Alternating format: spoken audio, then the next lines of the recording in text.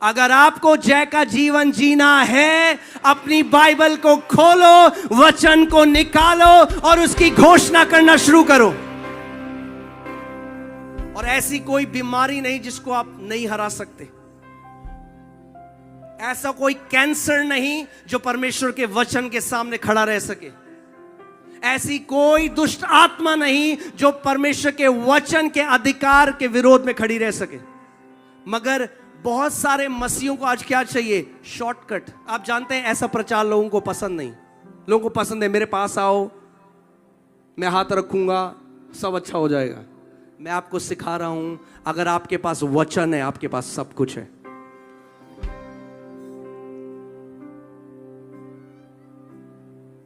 क्या हम वचन का आदर करते हैं? रांची झारखंड में आपको बता रहा हूं, एक नई पीढ़ी खड़े होने वाली है जो वचन की घोषणा करने वाली पीढ़ी है, और परमेश्वर महान चोटियों में उनको बिठा के रखेगा। एक बार मैं रात को जब प्रार्थना कर रहा था तो मैं दर्शन देखने लगा आत्मा में, और मैंने देखा कि ऊंची पहाड़ी है और उन पहाड़ियों के ऊपर सिंहासन कट के बना है, जो पत्थर से ही सिंहासन बने हुए हैं। और मैं वहां गया, उस पहाड़ी पे मैं खड़ा था और परमेश्वर की आवाज मुझे आई और बोला बैठ इसमें।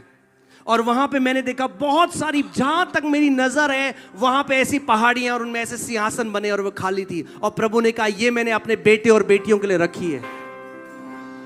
वो इंतजार कर रहा है कि हम आत्मा में जयवंत जीवन जिए। वी सोर up high in the spirit. हम आत्मिक जहां में ऊंचे जाएं और अपनी जो जगह है, जो जय की जगह है, we take our rightful place as the sons and daughters of most high God. परमेश्वर के बेटे और बेटियों की जो जगह है वो हम ले लें।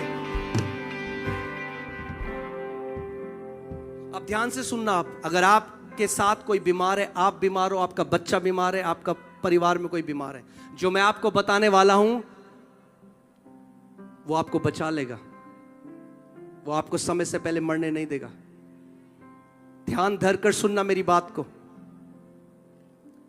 आपने गवाही देखी यहां पे, जो हमारी कलीसिया में एक बेटा है अमरजीत, उसको एड्स हुआ, HIV एड्स। और वो बहुत सारी ऐसी सभाओं में गया जहां पे उसके लिए प्रार्थना करी, मगर वो ठीक नहीं हुआ। तो किसी ने उसको बताया दिल्ली में एक चर्च है जहां लोग चंगे होते हैं, आप वहां जाओ। तो वहां आया और मुझे गले लगा के फूट फूट के रोने लगा कि मुझे बचा लो, मैं मरना नहीं चाहता, मेरे लिए प्रार्थना करो। और मैंने उसको कहा अमरजीत मैं तेरे लिए प्रार्थना नहीं करूंगा, क्योंकि तू बहुत परमेश्वर के दासों के पास जाके प्रार्थना करा चुका है। हम कई बार सोचते हैं हमारा सारा उत्तर क्या है? प्रार्थना करा लो किसी से, और हम उसके वचन को अहमियत नहीं देते। और मैंने उसको कहा नहीं, तुझे वचन का आदर करना पड़ेगा। आप ये देख सकते हैं, ये उसकी पहले की रिपोर्ट है, ये बात की रिपोर्ट है। मगर मैं आपको आज सिखा रहा हूं कैसे अपनी जय लेना सीखना है। कितने लोग यहां परमेश्वर के बेटे और बेटी हैं? हाथ। तो परमेश्वर पक्षपाती नहीं है। जितना वो मेरा पिता है उतना ही वो आपका भी पिता है। उसके अंदर कोई भेदभाव, कोई वो पक्षपात नहीं करता। आमीन। सो मैंने उसको बताया, सिखाया घोषणा कैसे करते हैं। और वो हर संडे कलीसिया में आने लगा, वचन सुनने लगा, वचन सुनने लगा, रिकॉर्ड करता। वो ट्रक चलाता था उस समय, और रोज फोन रिचार्ज करता।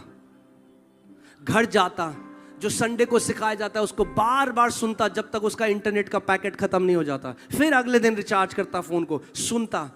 क्योंकि विश्वास कैसे आता है? सुनने से। हम क्या कहते हैं? हमारे लिए प्रार्थना कर दो। परमेश्वर कह रहा नहीं।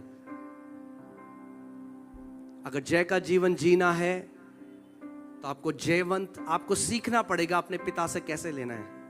आप जानते हैं जितने लोगों को यीशु मसीह ने चंगा किया बाइबल में, वो मसीह लोग नहीं थे। किसी के अंदर उसका आत्मा नहीं था, क्योंकि यीशु ने कहा जब तक मैं ना जाऊं पवित्र आत्मा नहीं आएगा। प्रेरितों के कार्य 2 अध्याय में पवित्र आत्मा उतरा और तब कलीसिया का जन्म हुआ। तो मैंने उसको सिखाया कि कैसे तू वचन को ले अमरजीत, उस पर मनन कर, दिन और रात अपने दिल में डाल और अपने मुंह से उसकी घोषणा करना शुरू कर। तो उसने वचन, जितने चंगाई के वचन थे उसने लिए और वो घोषणा करने लगा उसकी। वो हमारे अपराधों के कारण मारा गया, हमारे अधर्म के कामों के कारण कुचला गया, हमारी शांति ही के लिए उस पर ताड़ना पड़ी कि उसके कोड़े खाने से हम चंगे हो जाएं। बोलता गया बार बार बार बार बार बार। फिर रिपोर्ट कराने गया और रिपोर्ट आई कि अभी भी एड्स है, और निराश हो गया। मेरे पास आया और मैंने उसको कहा नहीं, हार नहीं माननी, वचन की घोषणा करता रहे। आप जानते हैं परमेश्वर का वचन कहता है कि मेरा वचन एक हथौड़े के समान है। कितने लोगों ने पढ़ा है? आपने देखा है कई जो मजदूर हैं जब वो पत्थर तोड़ते हैं, मुझे नहीं पता अगर आपने देखा है नहीं देखा, या जब दीवार तोड़ी जाती है तो एक हथौड़ा मारते हैं तो कई बार दीवार नहीं टूटती, और वो हथौड़ा मार रहा है, ऐसा लग रहा है कुछ भी नहीं हो रहा। एक बार, दो बार, तीन बार मारे जा रहा है, हल्के हल्के छोटी सी दरार आई, फिर वो दरार बढ़ती गई, फिर दरार बढ़ती गई, और एक बार एक हथौड़ा मारा और पूरी दीवार नीचे गिर गई।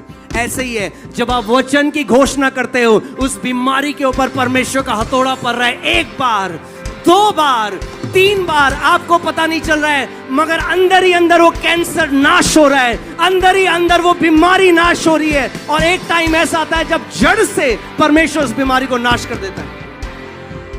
बोलता गया, दूसरी बार गया, रिपोर्ट कराई, तब भी आया कोई फर्क नहीं है, HIV एड्स। फिर मेरे पास आया, मैंने नहीं, अगर लिखा है तो 100% होगा। और फिर उसने हार नहीं मानी, वचन की घोषणा करता रहा। फिर गया और रिपोर्ट कराई, और रिपोर्ट आई कोई HIV एड्स